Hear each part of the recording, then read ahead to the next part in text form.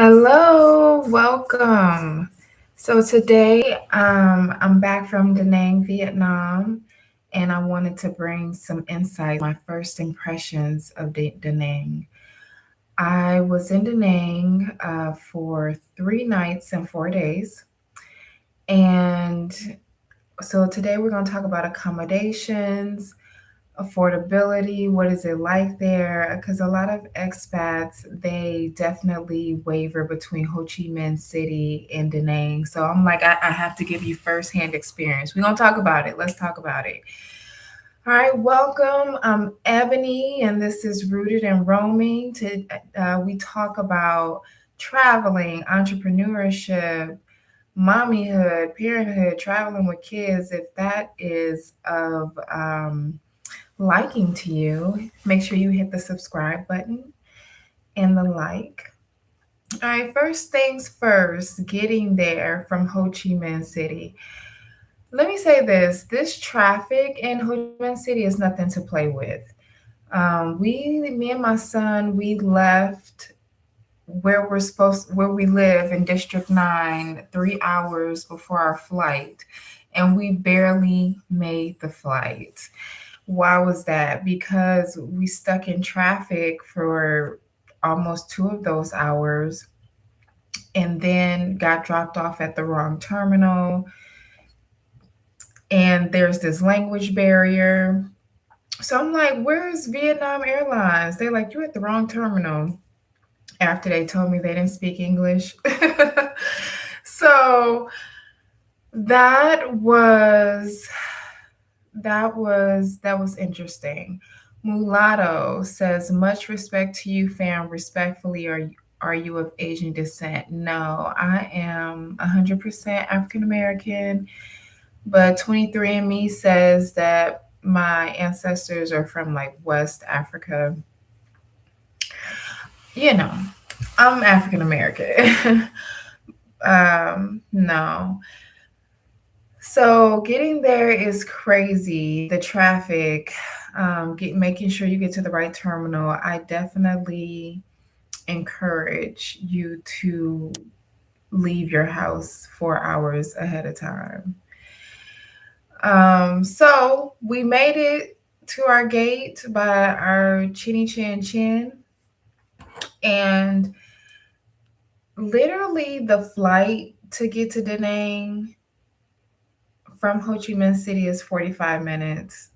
We were waiting and in traffic and going through security for way, way, way longer than that to be on a plane for 45 minutes. So that's something to consider too. It's a quick trip, but it's a hectic trip. So the first day that we got there, it's all about resting, all about getting acclimated. We stayed at an Airbnb. So mind you all, I had took my camera to Da Nang. I have footage of everything that I'm talking to you about. But oh my God, I have tried to create a vlog video for 2 days now, and it's always something going wrong. Like the the footage is not uploading correctly. The editing software is tripping. So I'm like, we have to pivot, we have to adjust. So that's why I'm here on this live with you guys tonight. So the first night I get somewhere, I want to get some food. I want to put the bags down, and I want to just kind of get used to what am I doing. We stayed at Airbnb. It's super affordable for the 4 days and 3 nights. It was like $266. Super affordable. And there's so many rooftop bars, so many rooftop restaurants, and there's American hotels or names that you would recognize, hotels everywhere, like the Wyndham and the Hilton and Four Seasons, Sheraton. They're all there, and in each one of those hotels, there's a restaurant at the top overlooking the water, and it's beautiful. And we definitely took advantage of that. So, the beach in Da Nang, I would rate it a 7 out of 10. They have lifeguards. It's fairly clean. I've seen beaches like the beach in Pattaya is crazy. The beaches in Pattaya are crazy. Um, so I've seen worse, but the beach are beautiful. They have the lifeguards. It's a ton of people there. There's restaurants all on the shore. It's a vibe. It's a vibe. And it's, again, super affordable. So day one was getting rest and getting acclimated. Day two, I got to meet up with my good friend Tracy, who was doing a solo trip all the way from the States. She came from Arizona. So that was cool. And I haven't seen Tracy in like 2 years, 2 years. So I got to see her, hang out. We went to um, got to see the big Buddha statue, and that was nice as well. Mind you, I have footage of all this, but will I ever be able to push it out? I don't know. So if you have questions, type them below about Danang, and I will answer them for you here. Okay. Yes. Another thing about Da Nang is it's really walkable. Very, very walkable. You walk down the street, there's corner stores, there's masseuse, literally right next to a door to each other. I'm like, y'all the same company? No, they're like different. It's like, okay, all right. Um, Affordable. While I was down there, I got 2 hour massages, like 1 hour on 2 different nights. And they were no more than $15 for 60 minutes, right? Super affordable. This is one thing though, getting massages in Asia, they are not as relaxing as I remember them in the States. In the States, you got the Swedish massage and you got the deep tissue. Over here, they got hard as hell and harder. Like it's so hard. They press so hard, and some of the stretches don't be feeling good. So I keep it on a foot and neck and shoulders massage. I don't really let them um, mess with my back too much. You comment below if you ever got a massage in Asia. They rough. They rough, and you be more sore after the appointment than you were when you walked in. So know your limits. So day two, I did not get to go to Bana. That's where like the cable cars are, where the hand bridge is. Day two taught me about limitations and about honoring my limitations. And then I'm traveling with a kid, right? So it's me, my 8 year old, and my friend Tracy. It's hot as hell out there, guys. Thankfully, we went after rainy season, so it's February 2026. Um, Vietnam does have a rainy season, and it rains more in Da Nang than in Ho Chi Minh. Ho Chi Minh, it don't rain here. It's like Southern California, LA. Of course, every once in a while it may rain, but it's not known to have rainy days here. You feel me? But Da Nang is probably like Miami or, Florida where it's going to rain. But I think the best time to go is February through November-ish, or February through October-ish. I think is the best time to go to Da Nang. But it was hot.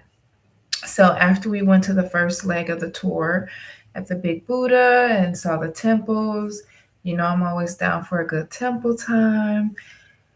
Me and my son, we went back to the Airbnb and enjoyed another day at the beach and another rooftop restaurant. And that really taught me that although I may want to do X, Y, and Z, traveling is hard, especially internationally, because getting through the traffic, getting through the language barriers, getting through security and immigration, trying to you get like mental fatigue trying to read and direct and make sure that everything is going on.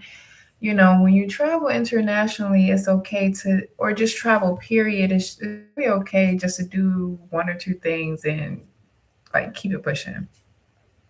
So that was that. But day three, I had a photo shoot. I got to meet up with my friend Tracy again, and we had traditional photos taken in Hoi An. Now, Hoi An is about a 45-minute drive from Da Nang, and they are different. They are different. Hoi An is so touristy. Like, you cannot live there as a foreigner, to me, because it's small. If Da Nang is small, right? Then Hoi An is like a little town, a little casita, or something like that. A little neighborhood. Think of it like a neighborhood, not even a town, but whatever. Um, so everybody knows everybody, and you look like a tourist. And so everybody's trying to sell you things and your get you to be their customer. So you're walking, and in Hoi An, every two steps, you're going to have somebody selling peanuts coming to nicely but aggressively try to get you to sample her homemade snacks, right? In hopes that you'll buy two or three, which I did, okay? Because they were good. She gave me a sample. Um, they got it's a small town where everyone knows everyone, and they're going to sell you something. So for foreigners, no, you can't get comfortable there. But it's a nice day trip. Hoi An is a nice day trip, or 2 to 3 days if you're on vacation there. But as far as setting up a life there, no. No way, Jose. Now, Da Nang, could you live there? Sure, you could live in Da Nang. Um, but Da Nang is such a transient place that you have to be very careful where you stay, because even in our Airbnb, it had a 5-star rating. It was cool. We had a washer and dryer, but it I wouldn't want to live there. Um, the elevators were always crowded. Like, you could tell it was a vacation spot.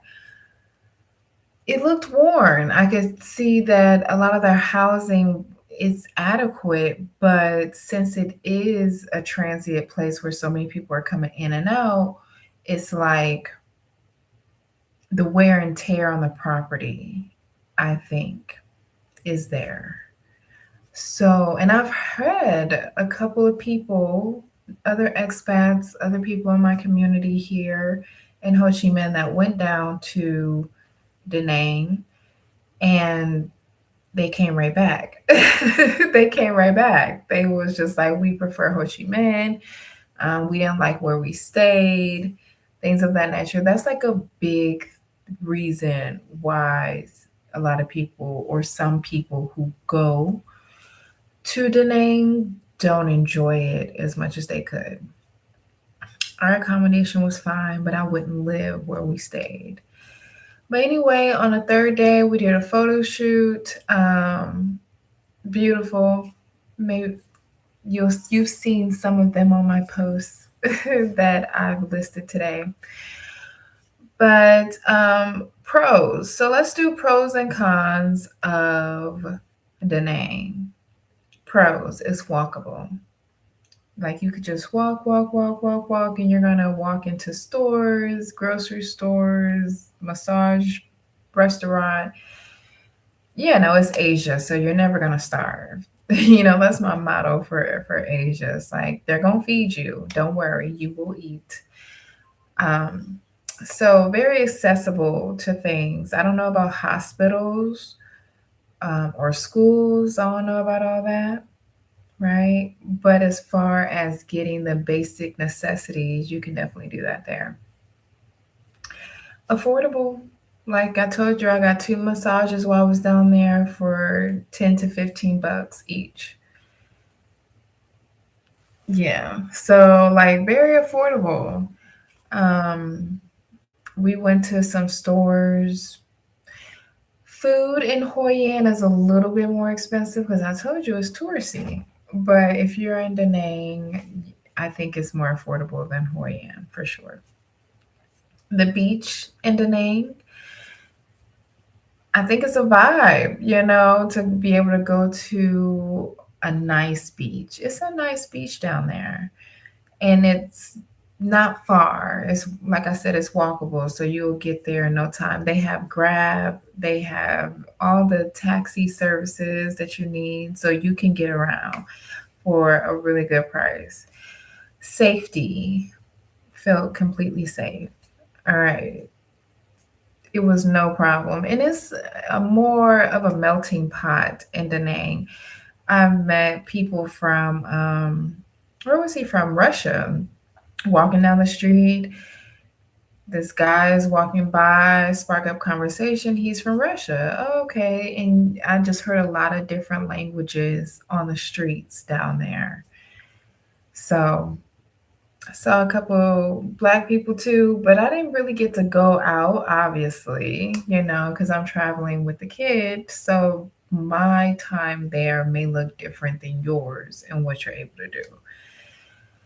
For sure, but safety, it was safe. It was fine. I feel like I could walk outside at nighttime. Nobody was bothering me. Nobody. It, this is lively at nighttime. I like cities like that where it's alive at nighttime, but it's not rowdy at nighttime. It's not. Growing up in the hood in St. Louis, if it's loud at nighttime, that means there's some shots, there's some yelling, arguing, what didn't happen, right? But being in abroad, seeing that the streets can be alive at nighttime in a safe way, that's a pretty cool revelation. So you can walk at nighttime, things are still open, and it's all good. So the cons for me are is touristy.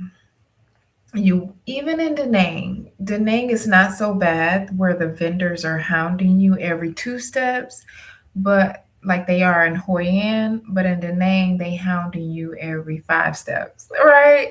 So Da Nang they hounding you every five steps to come into their store and be their customer, and in Hoi An it's every one or two steps, but it's still there. It's a lot of soliciting as that's just draining to me to just be walking all the time and be, oh, come eat at this restaurant, come do this, come do this. Like, yo, if I want to I will, but anyway, I digress. um yeah, touristy. Which now I see what people say when they say, "Oh, I don't want to go there, it's so touristy." Because I've heard that about parts of Spain, um, and just other parts around the world. And I'm like, what's wrong with that? But going to Da Nang showed me an annoying side of it being touristy, such as like people just asking you to be their customers, or it's oversaturated with the same stuff. Like, why do we need five massage parlors on one block? And um, yeah, the prices may be just a tad bit higher, than it would be if we were a little further out. So just things like that. It's touristy, but I think for Da Nang, it would be a nice vacation. Like if you could go to Da Nang for 3 weeks, I think for me, I could do 3 weeks in Da Nang. I think so. Another con of Da Nang is its transit community. So I can see how it would be hard to build community there. Here in Ho Chi Minh, I was able to build community within the first month, and that was so nice because there's more families here.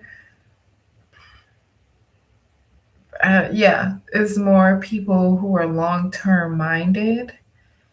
But in Da Nang, I could see that there were more younger people, transient looking people, like with their suitcases or checking out of the Airbnb condominium like building every day. You see so many people moving. Like you can tell that they're not from there. So you could tell that they're on vacation. Yeah, and like I said, living in a transient community puts a lot of wear and tear on the housing. So notice that. And I think the last con is far away from the capital of Ho Chi Minh City. Da Nang is a 45-minute plane ride, but it's hours in the car or by train. But also, that's money to get to Ho Chi Minh City. And one thing I've noticed when living abroad is like you kind of want to stay near the capital or because that's where the most resources are. So, for example, to renew your passport, or say your passport gets lost or stolen and you live in Da Nang, well, you have to somehow fly to Ho Chi Minh City to renew it. And I don't, that's just different. So Da Nang doesn't, even though it's accessible and you can get your needs met there for the most part, you would still have to travel outside of that place to if something went horribly wrong or to get major business done is what I have noticed. So, all right, that was it. I'm gonna keep working on the Da Nang footage. I have so much footage to show you guys. Maybe it'll come together one day. But also, I've been using clip champs to edit my videos, and I'm tired of them. They glitch in my stuff. So put in the comments what are some good editing software. All right. And if you have additional questions about Da Nang / the Hoi An area, just put it down in the chat and I will respond. All right. I'll see you next time. Hit the like or subscribe button. Peace.